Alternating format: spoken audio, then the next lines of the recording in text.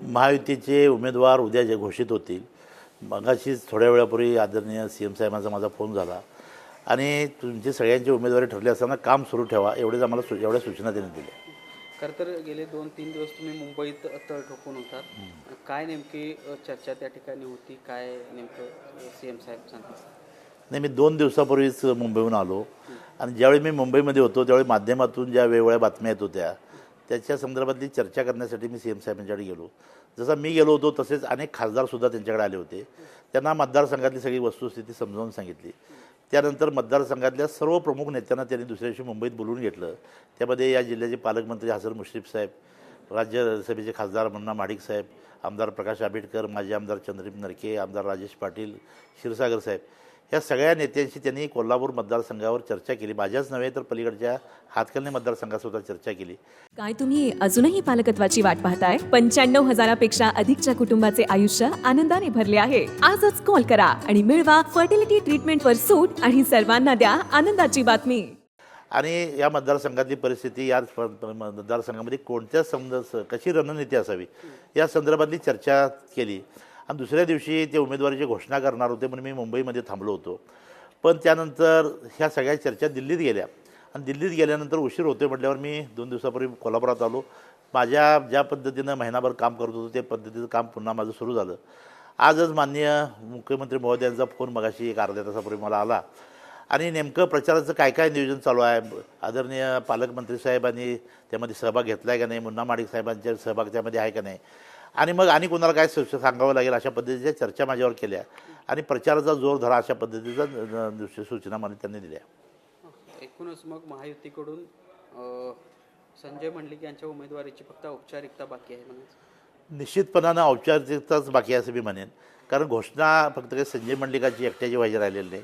शिवसेनेच्या सर्व खासदारांच्या नावांची घोषणा व्हायची आहे आणि म्हणून शिवसेनेच्या बरोबरच अनेक जे राहिलेले भारतीय जनता पक्षाचे असतील, अनेक युतीमध्ये नवे नवे घटक येत आहेत, या सगळ्यांच्याच नावाची घोषणा आहे. मला वाटतं आजचा होळीचा हे सणाचा विषय संपल्यानंतर उद्या कदाचित त्या घोषणा होतील नावांच्या. CM साहेबांनी आता रिव्ह्यू घेतला, तुम्ही म्हटला जिल्ह्यातला पालकमंत्र्यांचा असू दे, धनंजय माडकांचा असू दे, कशा पद्धतीनं तुम्ही CM साहेबांना आश्वस्त केलं, काय जिल्ह्यातलं वातावरण सांगितलं? नाही, ज्या पद्धतीनं CM साहेबांच्या समोर या सगळ्या प्रमुख नेत्यांनी चर्चा केली होती त्या पद्धतीनं इथं कामकाज सुरू झाले काय, विशेषतः नेत्यांनी जे ॲश्युरन्स दिला आहे त्याचबरोबर त्या घटक पक्षाची आपण चर्चा करा हे सुद्धा आम्हाला सूचना त्यांनी दिल्या. आत्ताच मी पालकमंत्री मुश्रीफ साहेबांशी फोनवर बोललो, ते मला 6 वाजता भेटूया म्हटलेत. त्याचबरोबर आत्ता आपला इथं विषय चर्चा झाल्यानंतर मी मुन्ना माडिक साहेबांच्या भेटीला चाललो आहे. ते सुद्धा भारतीय जनता पक्षाच्या सर्व कार्यकर्त्यांना त्या पद्धतीचे निर्देश देतील आणि त्या पद्धतीने मी आता त्यांची भेट घेणार आहे. तुम्ही सगळे एकत्र जोपर्यंत दिसत नाही तोपर्यंत ही संमिश्र प्रतिक्रिया अशाच पद्धतीने राहणार आहे, संमिश्र वातावरण किंवा साशंक वातावरण. मग तुम्ही एकत्र येऊन कधी जाहीर करताय की आम्ही सगळे एकसंघ आहोत? नाही, आम्ही एकसंघच आहोत म्हणून ती सगळी मंडळी मुंबईला येऊन CM साहेबांनी त्यांनी परिस्थिती सांगितली. साशंकता एवढ्यासाठीच राहिलेली आहे की आता उमेदवारीची औपचारिक घोषणा जी व्हायची आहे ती राहिलेली आहे. ही उद्यापर्यंत झाल्यानंतर हे सगळेच विषय मागं पडतील आणि सगळेच जोमानं कामं लागतील. आजसुद्धा जसं मी उमेदवार म्हणून मला ज्या पद्धतीनं माहिती आहे की उद्या घोषणा होणार आहे, त्याच पद्धतीनं भारतीय जनता पक्षाच्या कार्यकर्त्यांना, राष्ट्रवादीच्या कार्यकर्त्यांनासुद्धा ह्या सूचना मिळालेल्या आहेत. फक्त एकत्रितपणानं कधी बसायचा हा विषय जो आहे तो उद्या घोषणेनंतरच होतील असं मला वाटतं. ती घोषणा उद्या होईल आणि मग सगळ्याच कामाला सुरुवात होईल. खरं तर मुख्यमंत्र्यांनी आता ग्रीन सिग्नल दिलेला आहे तुमच्या म्हणण्यानुसार. तर कसं नेमकं प्रचाराचं नियोजन किंवा कशा पद्धतीने हे सगळं पुढचं नियोजन असणार? ज्यावेळी उमेदवारांच्या नावाची घोषणा होईल त्यावेळी पुन्हा एकदा जिल्ह्यातली जी सगळी प्रमुख मंडळी आम्ही वेगवेगळ्या पक्षाचे युतीमधले जे घटक आहोत ते CM साहेबांच्या बरोबर चर्चा करू. आम्ही स्थानिक पातळीवर चर्चा करू आणि प्रचाराचं नियोजन कसं असावं, विशेषतः पालकमंत्री हसन मुश्रीफ साहेब हे त्याचं नेतृत्व करतील, राज्यसभेचे खासदार मुन्ना माडिक साहेब नेतृत्व करतील, संभाजीराजे घाडगे याचं नेतृत्व करतील, आमच्या शिवसेनेचे प्रकाश आंबेडकर साहेब असतील, राजेश क्षीरसागर असतील. आता त्यांच्या वडिलांचं निधन झाल्यामुळे थोडंसं त्यांना थांबावं लागेल, तरीसुद्धा ते सगळं झाल्यानंतर या संदर्भातली जोमानं ही सगळी मंडळी काम करतील. राजेश पाटील आमदार. खरं तर आता लढाई माहिती आहे तुम्हाला की समोरचा उमेदवार ठरलेला आहे, तुमच्या औपचारिकता बाकी आहे. कशा पद्धतीनं पुढं या सगळ्या लढाईला तुम्ही सामोरं जाणार, काय विश्वास वाटतोय? लढाया मंडलिकांना नव्या नाहीत आणि विशेषतः कुणाच्या व्यक्तिविरोधात आमची लढाई नाही. मी मागेही आपल्याला म्हटलं होतं, छत्रपती शाहू महाराज जोपर्यंत मला सांगत नाहीत ते उमेदवार आहेत तोपर्यंत मी उमेदवार मानायला तयार नाही.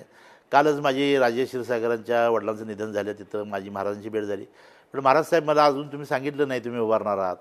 ते म्हणले मला लोकांनी आग्रह केला आणि तुमच्या उमेदवारीला वेळ लागत होता त्यामुळे माझी उमेदवारी घोषित झाली आणि आज मी तुम्हाला सांगतो मी उभारणार आहे. आणि म्हणून माझा लढा काय छत्रपती शाहू महाराजांशी नाही, माझा लढा माझ्या युतीचा आणि आघाडीशी लढा आहे. आणि या दोन आघाडींचा संघर्ष आहे. त्यामुळे या इकडचा उमेदवार मी आहे, पलीकडच्या बाजूला शाहू महाराज छत्रपती शाहू महाराज आहेत आणि आमच्या दोघांच्या व्यक्तीचा हा लढाच नाही आहे.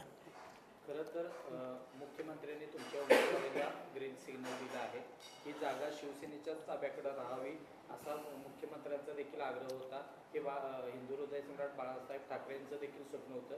मात्र हे स्वप्न उद्धव ठाकरे कुठंतरी साकार करण्यात कमी पडालेत आणि जागा काँग्रेसकडे गेली. आदरणीय मुख्यमंत्र्यांनी जो शब्द आत्ता आपण ग्रीन सिग्नल म्हणताय हा आम्हाला पहिल्यापासूनच दिला. मी वारंवार आपल्या माध्यमांच्या समोर सांगितलेलं आहे की मीच उमेदवार असणार. ते काय मी माझी मर्दुमकी म्हणून सांगत नव्हतो. तर शिंदे साहेबांनी आम्हाला शब्द दिला आहे त्या पद्धतीनं आटोकाट अशा पद्धतीनं त्यांनी तो लावून धरला आहे. माझ्या एकट्याचा नव्हे तर शिवसेनेच्या 13च्या 13 खासदारांचा तो शब्द पूर्ण होतो आहे. मला उद्धव साहेबांच्या विषयी काय बोलायचं नाही कारण माझ्या पक्षाचा हा विषय नाही.